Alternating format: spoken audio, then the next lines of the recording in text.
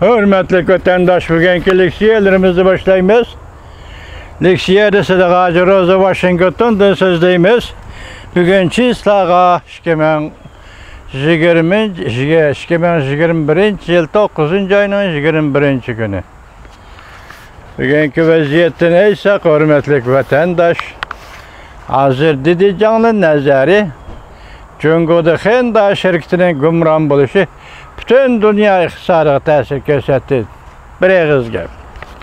Yani bugün sizlerle sözleydiğimiz leksiyimiz mavzumunda Prezident Joe Biden Birleşken Devletler Teşkilatı'nın umumi yığınıda köp taraflıkne ilgili sürüş dünya karışını ortaya koydu.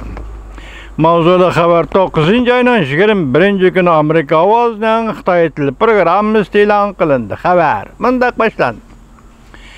Washington, Amerika hükümeti əməldarları haftanın 1. günü mındak görsetti. Amerika Qoşmuş Ştatları Prezidenti Joe Biden tüncü kıtım devlet başlığı süpütüde Birleşken Devletler Teşkilatı umumi yığınıga katnaşkanda köp taraflıklı ilgili sürüş diplomatik siyaset karşına ortaya koydu. Bir nefer yukarı derecelik əməldar haftanın 1. günü muhbirge mındak görsetti. Bu bir hafta Prezident Joe Biden ve onun dünya sahnesideki rehberlik ordunu üçün aytqanda intayin mühim ve neticelik bir hafta buludu. Amerika'nın devlet bexatarligi ve dünyada texmi keng tinchlik ve güllenişni ilgiri sürüş üçün mühim bir avval o'ylashadigan vazifa bo'lib qoladi.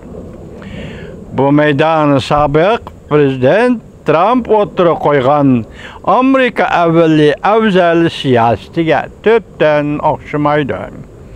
Birleşken Devletler Teşkilatı'nın 193 devlet katnaşkan yıllık yığını rayon ve bütün yer şartı yüz bergen Hristiyanı muhakeme kıladigan fırsatdır. Amerika Qoşmuş Ştatları Prezidenti Joe Biden Düşenbe günü keşte New York şehriga kelip 100'den artık devlet başlıkları bilen birlikte Birleşken Devletler Teşkilatı'nın umumi yığına katnaşıdı. Prezident Joe Biden Birleşken Devletler Teşkilatı yığını mezgilide Avustralya'nın veziri Morris bilen görüşüdü. Prezident Joe Biden haftanın 1. günü keşterek Anglia'nın veziri Boris Johnson bilen görüşüdü. Bu üç devlet yakında Anglia, Avustralya, Amerika, Asya Tinç Okyan rayında bir şartname imzalap bu şartname boyunca yadro suası parxoti texnikisi ve deniz tecrübeleri bilen Avustralya'nın teminleş şartnamesi imzaladı.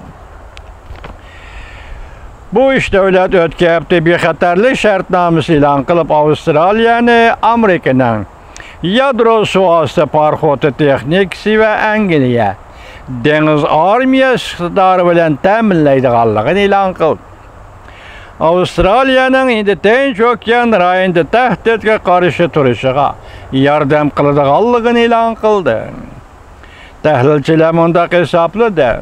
Bu hareket Cungu'nun bir ayında üsüp kelayotgan ta'siri kuchiga qarshi turishni maqsad qiladi.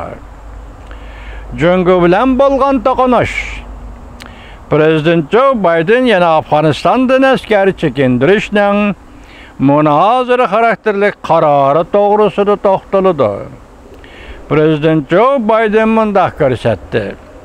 Afganistandan askari chekintirish men hukumatga rahbarlik qilib, kuchni markazlashtirib, haqiqiy dushman Junguga qarshi turishning bir qismida. Deydi. Afganistan'dan askar çekindiriş. Men yani Prezident Joe Biden hükümetke rehberlik kılıp, kuchni merkezleştirip, haqiqiy düşman Junguga qarshi turishning bir qismidir. Yani Afganistan'da askeri çekindirish qismi to'xtalayotganda jumlani mushunda ishlatdi degan gap vatandoshim.